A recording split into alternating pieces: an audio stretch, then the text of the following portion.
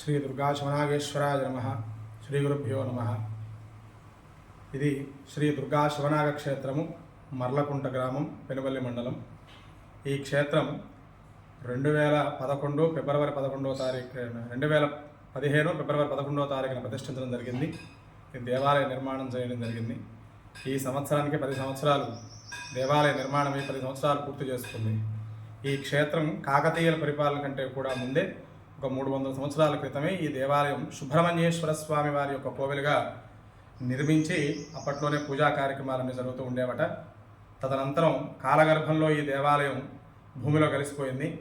ఇక్కడ గ్రామ ప్రజలందరూ కూడా ఈ పొలాలు సాగు చేస్తూ ఉన్నప్పుడు స్వామివారి విగ్రహాలు బయటపడ్డాయి.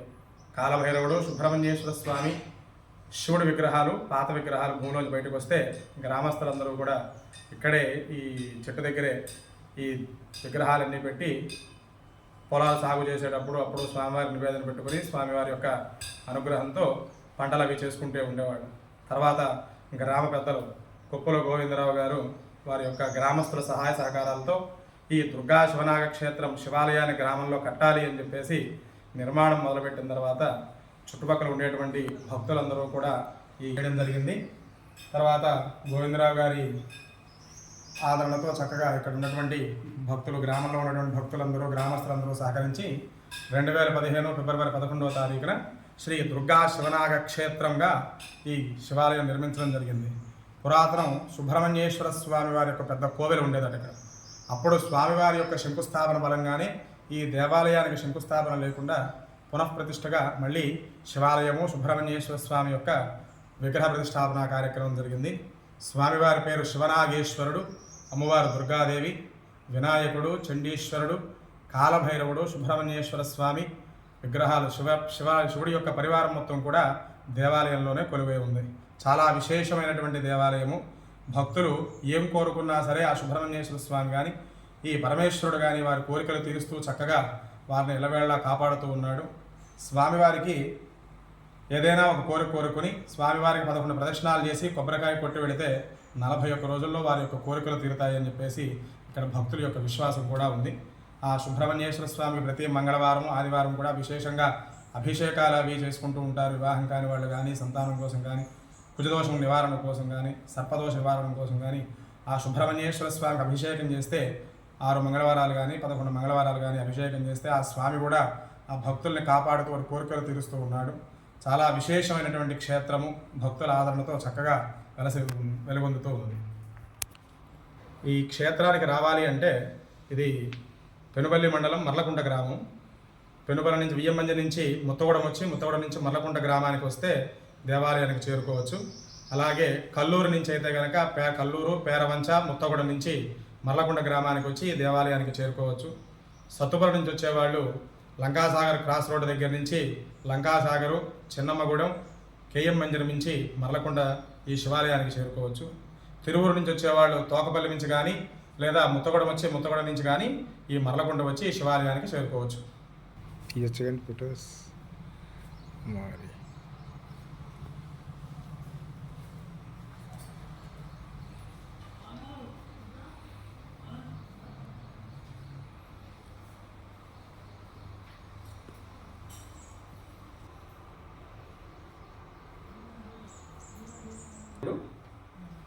దుర్గాదేవి